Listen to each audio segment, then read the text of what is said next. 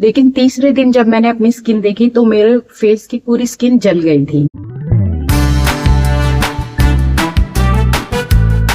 नमस्कार दोस्तों, स्वागत है आपका आज के व्लॉग में। आज मुझे खाने में बनाना है मटर पनीर और चावल। यहाँ पर मैंने चावल चढ़ा दिए हैं पकने के लिए और यहाँ पर रेडी हो रहा है मटर पनीर का मसाला। और ये है पनीर, ये होममेड पनीर है, कल रात को ही मैंने बनाया था और इसमें मैंने कुछ मसाले भी ऐड किए हैं, इसलिए मसाले वाला पनीर है।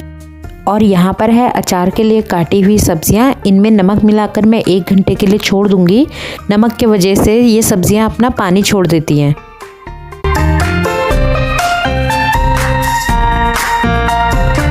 आज मुझे अचार के लिए जो मैंने सब्जियां कट करके रखी हैं उन्हें सुखाना था धूप में, और आज ही बिल्कुल भी धूप नहीं आ रही है। बाहर काफ़ी ठंडा मौसम है, हवा चल रही है। हो सकता है कि 10-15 मिनट आधे घंटे में धूप आ जाए, और वेट करती हूँ अभी थोड़ा, और नहीं भी आई तो फिर सुखाना तो है ही। पनीर के लिए मैंने जो मसाला बनाया था ये वो है, और इसे वैसे मिक्सर में पीसना था, लेकिन आज हमारा मिक्सर ख़राब हो रखा है तो मैं इस चॉपर में इसको अच्छे से चॉप कर लूँगी। पीसी जाएगा वैसे, क्योंकि बहुत सॉफ्ट हो चुका है पकने के बाद। लेकिन ये जो चॉपर है ना, ये भी कुछ ख़राब है, अटक अटक के चलता है, चलता नहीं है ठीक से।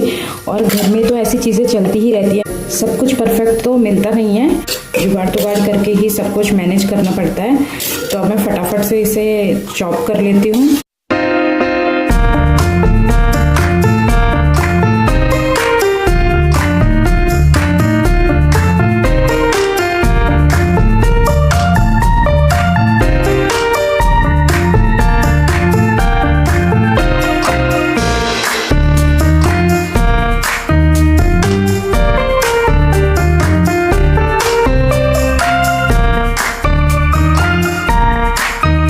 और आज हमारे घर कोई आया है, ये छोटी सी बेबी हमारे घर आई है। आज देरी से ये अपनी नानी के साथ हमारे घर आई है और मानू के साथ खेल रही है। ये दोनों खेल तो कम रहे हैं, पर मानू देखा हुआ है कि दीदी मेरी कौन से खिलौने ले रही है, और जो भी वो पकड़ रही है मानू वो वापस मांगने लग जा रहा है।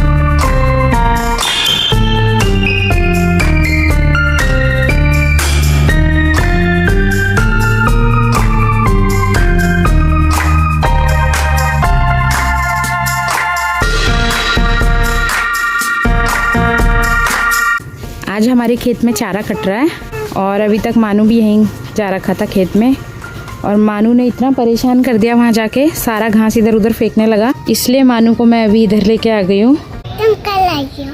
कल कहाँ आना है? कल आई हो? कल कहाँ आना है? घर है। किसके घर? हमारे घर। तुम्हारे घर? कहाँ है तुम्हारा घर? वहाँ है? ठीक है, कल आएंगे। मानू को भी लाना है साथ में, तो ये मानू तुम्हारे सारे खिलौने ले लेगा।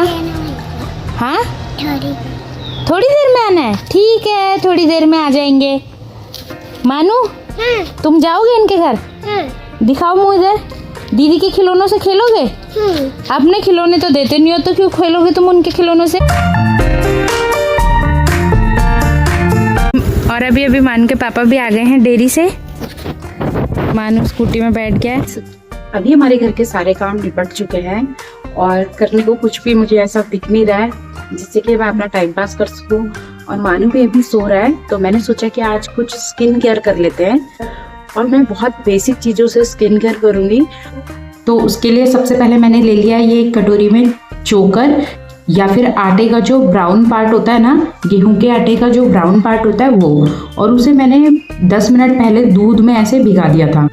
इसे अगर हम अपने फेस पे अप्लाई करते हैं स्किन पे, तो काफ़ी अच्छा स्क्रब का काम करता है ये, और स्किन पे जो वाइट हेड्स रहते हैं उन सबको भी अच्छे से रिमूव कर देता है। जैसे हम स्क्रब को अपने फेस पे अप्लाई करते हैं उसी तरह अप्लाई करना है।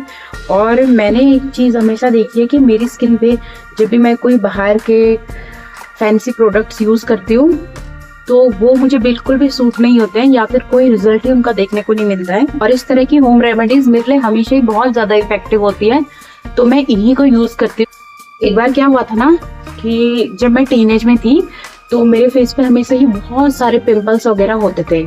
तो एक बार मेरी फ्रेंड ने मुझे एक क्रीम रिकमेंड की कि ये क्रीम तुम मेडिकल स्टोर से लेना और इसको फेस पे अप्लाई करना, और तेरी स्किन काफ़ी अच्छी हो जाएगी और जितने भी पिंपल्स वगैरह है वो सही हो जाएंगे। तो मैंने नहीं की उसके कहने पे, पर उसने जब भी हम लोग कॉल पर बात करते थे तो वो हमेशा मुझे उस क्रीम के बारे में बोलती थी कि नहीं नहीं तू एक बार ट्राई करके देख, तुझे इतनी अच्छी लगेगी, ऐसे वैसा सब कुछ। तो एक बार मैंने सोचा कि चलो वो मेरी इतनी अच्छी फ्रेंड है और जब इतना कुछ कह ही रही है तो चलो मैं एक बार ट्राई करके देखती हूँ।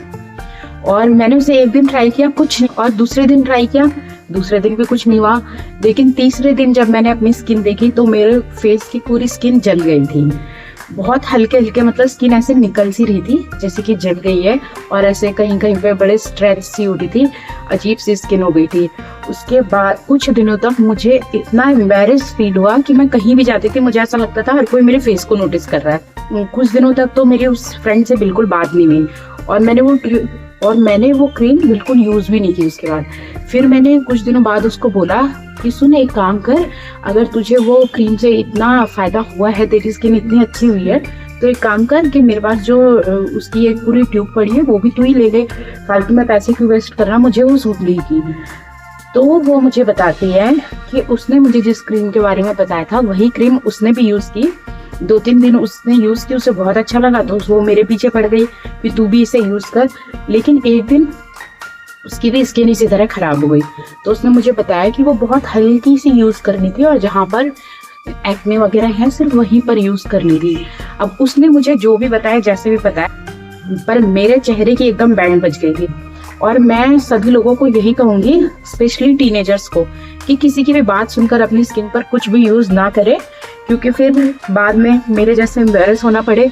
उससे अच्छा तो जैसी स्किन है वैसी ही रहे, या फिर कुछ ऐसे रेमेडीज वगैरह यूज करो। अब मैं इससे पहले क्लीन कर लेती हूँ। फेस को मैंने अच्छे से वॉश कर दिया है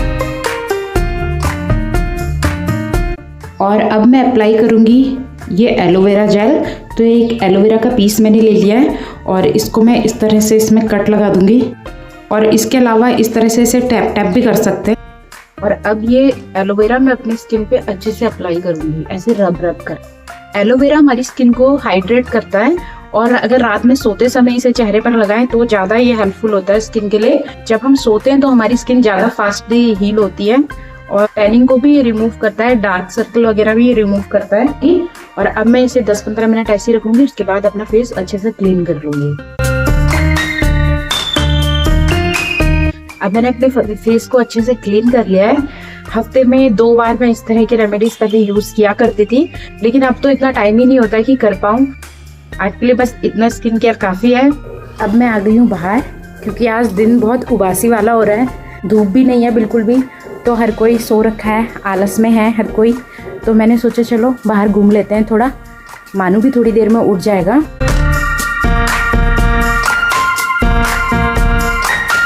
और अब आ गई हूँ मैं छत में इन सब्जियों को देखने, क्योंकि हमारे यहाँ पर बहुत सारे बंदर हैं, तो बंदरों का कुछ पता नहीं है, आकर कभी भी खा भी सकते हैं इन्हें। आज तो बिल्कुल भी धूप है नहीं, तो कल भी मैं इन्हें धूप में सुखाऊंगी।